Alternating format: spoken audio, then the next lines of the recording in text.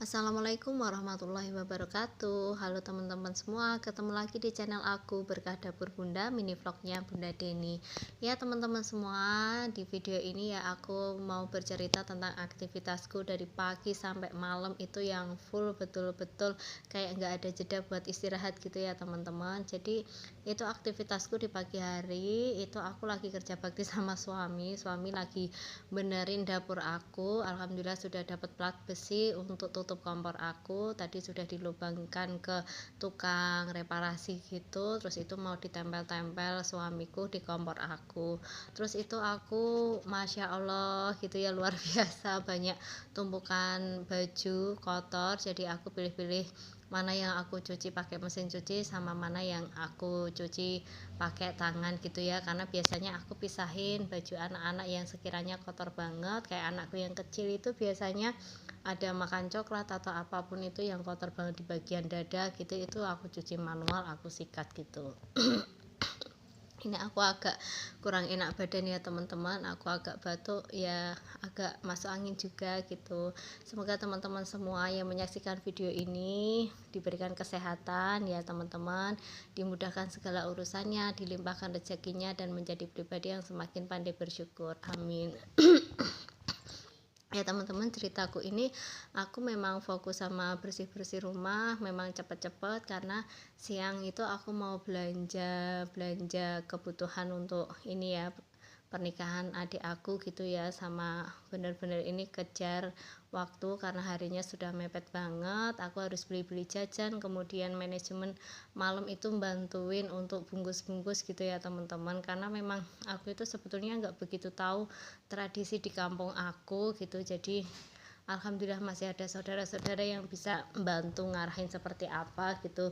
Yang jelas aku jadi apa ya, sopir juga iya, jadi apa pokoknya apa yang bisa segera diselesaikan gitu. Nah itu aku lipat-lipat baju ya teman-teman, tadi nyuci, terus kemudian aku lihat di jemuran yang sudah kering aku angkat, kemudian cucian yang baru itu segera aku jemur gitu.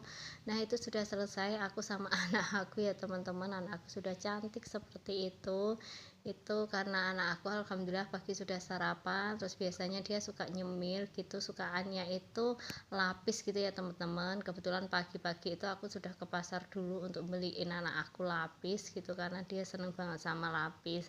Nah sambil anak aku itu sudah anteng cemal-cemil lapis, emak-emak ini ya sudah mulai bergerak lagi bersih-bersih untuk nyapu. Sebetulnya aku itu sudah bangun dari subuh ya teman-teman, subuh itu aku sudah bangun sholat, kemudian sudah aku bersihin.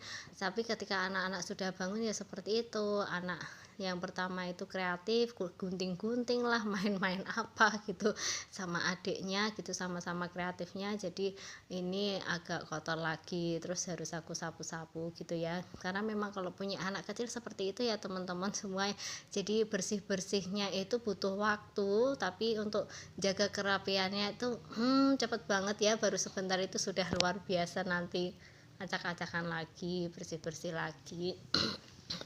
Ya gimana ya, usia anak-anak segitu memang usia anak-anak mereka belajar tentang kreativitas, mereka belajar tentang imajinasi mereka, itu ya aku biarin aja gitu, sama aku latih juga sih sebetulnya. Kalau habis makan ditaruh di tempat cuci piring, kemudian habis ambil apa dikembalikan ke tempatnya, ya masih belajar seperti itu anak pelan-pelan, tapi untuk bisa jaga kerapian banget memang di usia mereka itu belum bisa ya teman-teman. Jadi emaknya itu harus belajar manajemen emosi agar tidak tersulut marah-marah ke anak-anak gitu, jadi memang pelan-pelan diajarkannya ke anak-anak. Ya begitulah ya teman-teman semua, mungkin bunda-bunda atau teman-teman semuanya yang punya anak-anak kecil pasti mengalami fase-fase ini ya bunda, yang namanya tembok dicoret-coret gitu ya, yang namanya punya kertas tahu-tahu disobek-sobek, yang namanya baju di almari sudah rapi kemudian dikeluarin, niatnya itu anak-anak bantu gitu ya, ternyata bikin acak-acakan, yaitu butuh dikasih pengertian pelan-pelan. Nah itu contohnya pas aku lagi ngepel, tiba-tiba anak aku naik Vespa gitu ya, gemes, sebetulnya gemes gitu, tapi nggak mungkin ya dimarahin gitu, dia juga belum ngerti, jadi Aku sukanya tuh kalau gemes kayak gitu teman-teman, aku ciumin kayak gitu, aku gelitikin, aku ciumin gitu ya. Sambil nanti aku kasih tahu pelan-pelan, "Ayo ke sana dulu, Bunda lagi ngepel atau Bunda lagi bersih-bersih atau apa," gitu ya. Memang anak segitu kan belum ngerti kalau dimarahin atau diharahin yang lebih detail kan emang belum paham gitu. Nah, selesai aku bersih-bersih di dalam rumah gitu. Tadi ruang tamu juga sudah aku bersihin, warung yang bagian dalam sudah aku bersihin rapi-rapi juga, sudah aku pel. Ini aku nyapu untuk bagian luar ya teman-teman. Ini bagian warung aku itu masih ada kotoran-kotoran gitu, masih ada yang belum bersih juga. Ini aku sapu-sapu biar bersih gitu ya, karena biasanya kan memang anak-anak kalau main suka di sini karena areanya jauh lebih luas gitu. Ini aku sudah selesai ya teman-teman. Nah, karena ini aku rencananya habis bersih-bersih terus mau pergi untuk beli belanja-belanja, jadi di rumah itu aku mau bikinin anak aku agar-agar dulu ya.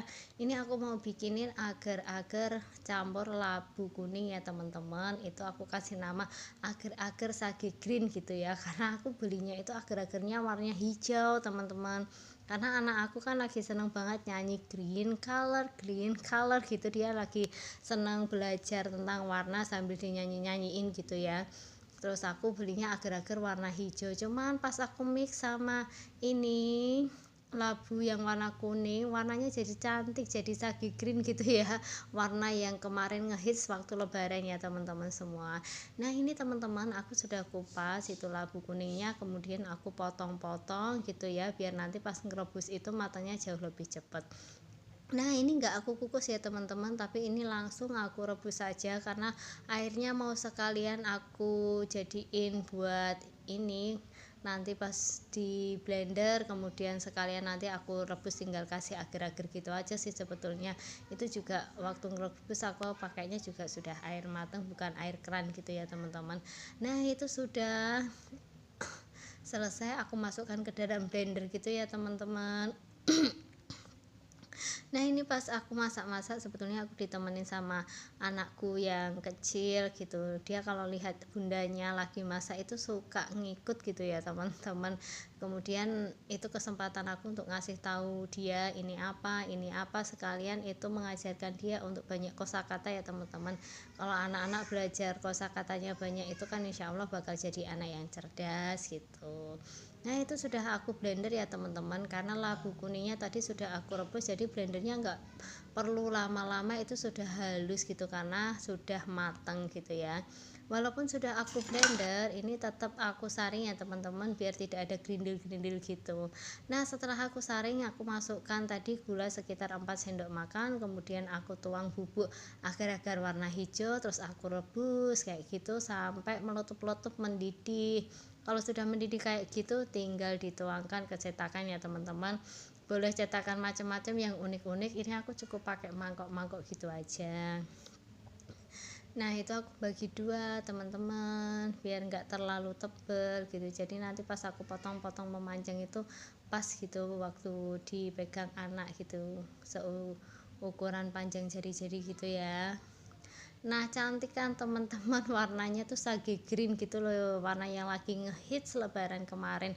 Ini enak banget teman-teman, selain manis ini juga apa ya, mengenyangkan gitu ya, karena aku tambahkan labu kuning gitu di agar-agarnya gitu teman-teman semuanya. Nah, itu aku biarkan agak dingin sebentar, habis itu aku masukin kulkas biar cepet padatnya, biar cepet mengerasnya, jadi dimakan anak-anak itu bisa segera gitu ya.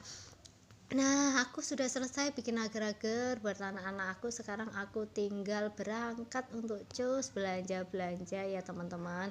Nah, ini aku sudah sampai di tempat belanjaan teman-teman. Ini hari ini aku fokusnya mau beli jajan-jajan gitu ya, snack-snack gitu yang nanti mau ditaruh di toples itu untuk kunjungan ya.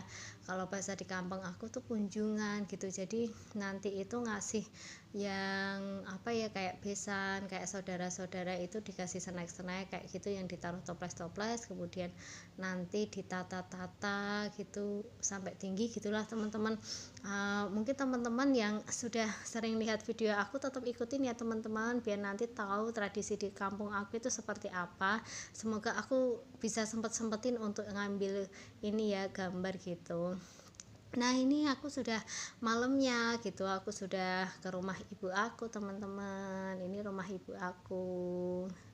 Nah teman-teman barangkali yang baru ketemu sama video aku, baru sekali ini lihat video aku, ayo ikutin video aku ya teman-teman, biar kita bisa saling sharing pengalaman satu sama lain gitu. Jangan lupa diklik tombol subscribe dan klik tombol loncengnya ya.